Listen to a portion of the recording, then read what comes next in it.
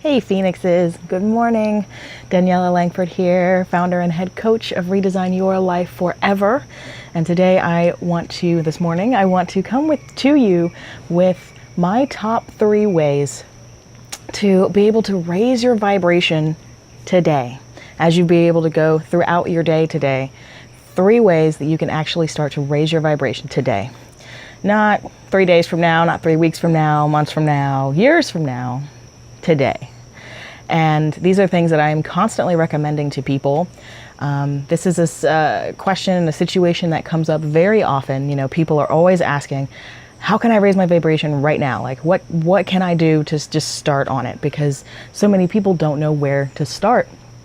And all too often, we actually make this process a little bit more complicated than it necessarily is. So these things are going to be very simple, and I, implement them in my own life. And I've actually been doing that recently, and that's another subject too. Is be reevaluating, where you are now and where you want to go, and then changing things to continue on up and up and up. So, I've been reflecting on it a lot as I've been, bringing new things into my peer view or my experience, and this is what they are.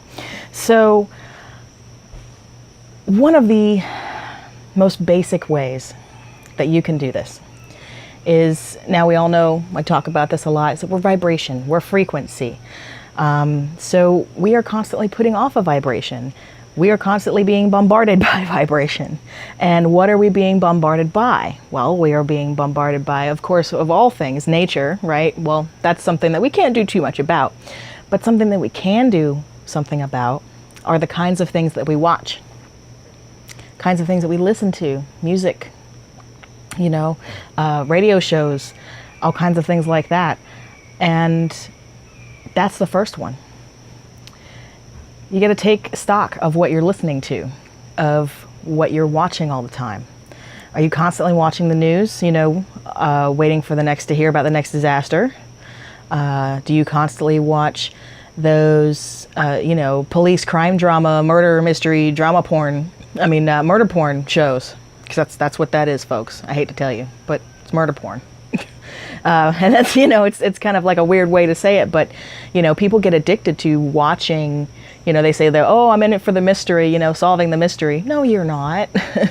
You're being programmed and made to be addicted to this. Like, people are addicted to coffee or cigarettes or whatever, alcohol, like whatever we get addicted to, it's like a crutch. You're addicted to that vibrational energy. So the things that you watch, what are you watching? Do you watch stuff that's just for the trauma drama of it, as a great, colleague of mine loves to call it, trauma drama. I love it. It's a perfect word for it. All of these things like bachelorettes and this and that, and, like constantly people being put under stress or social stress or this or that, or, just drama. Well, you're inviting that into your life. You're constantly bringing that into your energy field. So by just changing what you watch on a daily basis, you can start to raise your vibration. And the same with music. What are you listening to? What are you actually listening to? What is the message of the lyrics of what you are listening to? And this especially applies for our young generation, even mine too, because it hits us all at one point or another. But what are you actually listening to? That's another one. And that also goes for, your podcasts and all of that online, audiobooks and things of that, like what are you bringing into your field? Number 2 is going to be along, again, the same vein, is what are you eating? What are you drinking? What are you putting in your body? Because if you're putting it in your body, you're putting it in your energy field, right? You can't help but not. So, do you have to have 6 cups of coffee every morning? I hope not.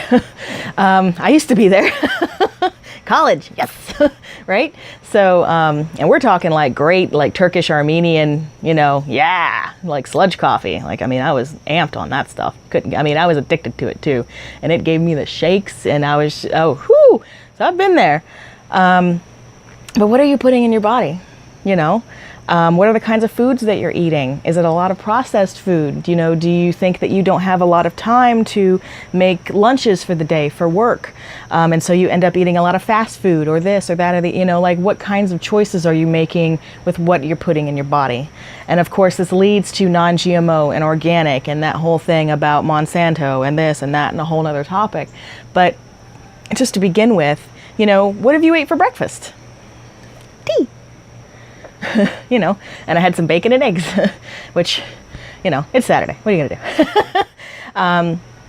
But you know, I mean, it can really be anything. And what, you know, it can be so individual, but you definitely want to start looking into what's in your food. If you can't read the label, if that shit does not look like it's in English, don't eat it. Okay? That's my number one thing. It's like if you were looking at a label and you can't read it, like, you know, milk, eggs, this, that, baking soda, blah, blah, blah, you know, vanilla extract, you know, like if you cannot read the words, don't eat it. Okay? There's a reason you can't read it. It's not meant for us. Really. It's not meant for anything. But that is my number 2 tip, is to just keep an eyeball on what you're eating, what the content is that you are actually putting in your body. My number 3, and possibly maybe the most difficult one to do, because sometimes, you know, those circumstances are a little bit, you know, beyond our control. And that is, who do you hang out with? Who do you spend a lot of your time around? And this could be friends, this could be family. And this is where it gets funky and difficult and weird for a lot of people, because it is friends and family and this and that and the other, you know. People who supposedly have only our best intentions, you know, at heart, but really 90% of the time their ego, which of course most everyone is operating off of, including, you know, myself and everybody else to a, you know, a good extent of the time, unless you can bring yourself into that place. But point being is that most people, you know, you think that you would assume that they have your best interest at heart, when really their ego has your best safety at heart, which means that keeping us small and keeping us contained and safe and, you know, blanketed and buffered, and, you know, like not letting us explore and try new things because of the fear of failure, because of the, you know, fear of death or embarrassment or this or that or the other, right? My biggest aha moments, you know, came from a mentor of mine. And she said, don't ask directions from somebody who hasn't been where you want to go. And this is talking about your life transformation. This could be starting up a new business, and like it was for me at the time. It could be your spiritual journey, you know, your inner journey. Any of this stuff that we're talking about, don't ask for directions for somebody who hasn't already gotten there. Because if they haven't gotten there, they don't know how to get there. It's like, and it sounds kind of almost cruel and sort of, you know, dismissive, but really, you know, if you're trying to go somewhere, you know, A to B on a physical plane on a map, you know, like you're trying to get down to New Orleans or something, and you're driving along, you know, and you don't have an actual map, and you got to ask people. You stop on the road and say, hey, have you been to New Orleans? And they say, no, I haven't been there. And you'd be like, oh, okay, thank you. And you keep going. Because if you ask that person that hasn't been to New Orleans, that doesn't know, and that hasn't already driven the path, they don't know how to get there. And that's neither good nor bad, here nor there. It's not a judgment call. It doesn't have to be, right? They just haven't been there. So why ask them how to get there? And that is my biggest clue for all of you, that you can change, you know, that you can start to change today. You know, you want to share your dreams and your hopes and, you know, where you're going. And, you know, especially as we, you know, wake up more and more, we get really excited, you know, oh, we're waking up. This is great. All of this amazing shit is happening to us, which it is. But then you go to talk to somebody who it's not happening to for them yet, you know, because, I mean, not everybody wakes up at the same time. And that's, again, not a judgment call, neither here nor there. You know, everybody does it in their own time that is appropriate for them. Much like if you try and help a butterfly out of its cocoon, you'll kill it. You know, like, it's kind of one of those things. I'm just going to kill people by trying to wake them up. But you get my point. So we go and we try and, you know, express how happy we are and da-da-da-da-da-da-da, right? And they just put us down. Because they haven't been there. They haven't been to the other side of the rainbow. You know, they haven't been there. Their ego is like, oh, that's dangerous. Whoa, haven't been there. I don't know about all that. Whoa, freaking out, man. You're taking too many risks, man. You know, like, sometimes I turn my ego into characters to make me laugh, because otherwise, you know, sometimes it can get to you. But really, that's what it's doing, is, you know, that other person's ego is, you know, trying to look out for you, but in the way that the ego looks out, which is not the way that we really need looking out for, you know, really for our evolution. So that's why, you know, we get shut down, you know, that's why our dreams get dashed, you know, because we tell people about them and then expect them to be as excited about it as us when they haven't been there yet. So they haven't seen New Orleans. You can't roll up to somebody who's never been to New Orleans and, yeah, you can tell them about it, but then they'll be like, ah, but isn't the crime rate really high? And, you know, haven't there been a lot of looting and pillaging and this and that and the other? And they're just working based off of assumptions and other things that they've heard from other people that they assume to be true because they haven't checked it out for themselves. Right? You can, physical plane, you know, spiritual plane, all this kind of stuff, it works exactly the same.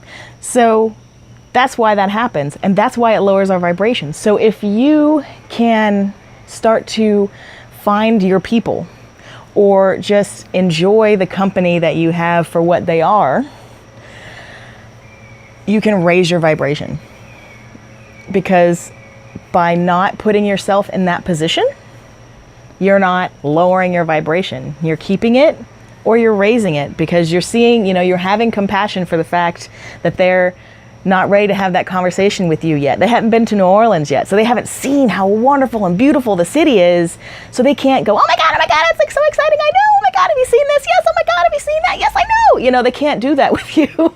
Sorry, you know, I get like this, I get animated, but really it's to make a point is that, you know, that's how you feel when you connect with somebody who's, you know, been where you're trying to go.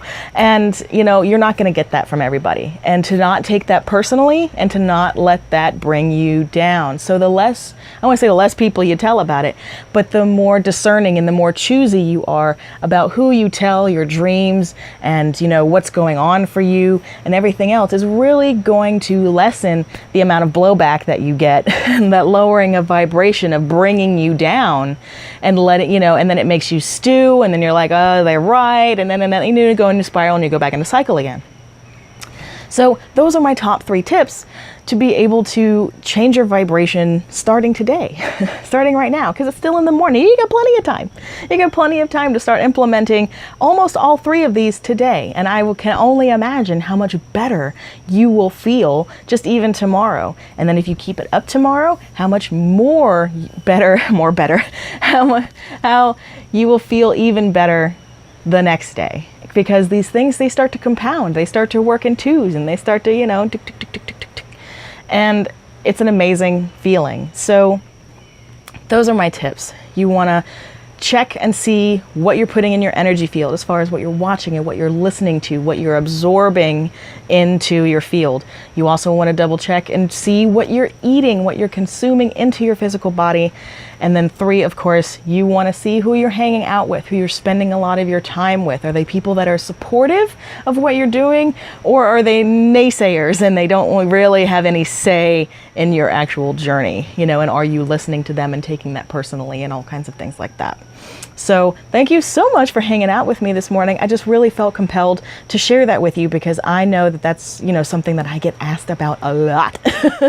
And it was the perfect morning to kind of get out here and do it, you know, and I've been doing this thing in my own life, you know, changing the shows that I watch, checking out new stuff on Netflix, or, you know, like, because of course we're going to consume that energy because it's there. So if you can be choosy and discerning about what energy that is that you allow yourself to, you know, be bombarded by, you can really, really start to redesign your life. So thank you so much for hanging out with me, and I will see you later.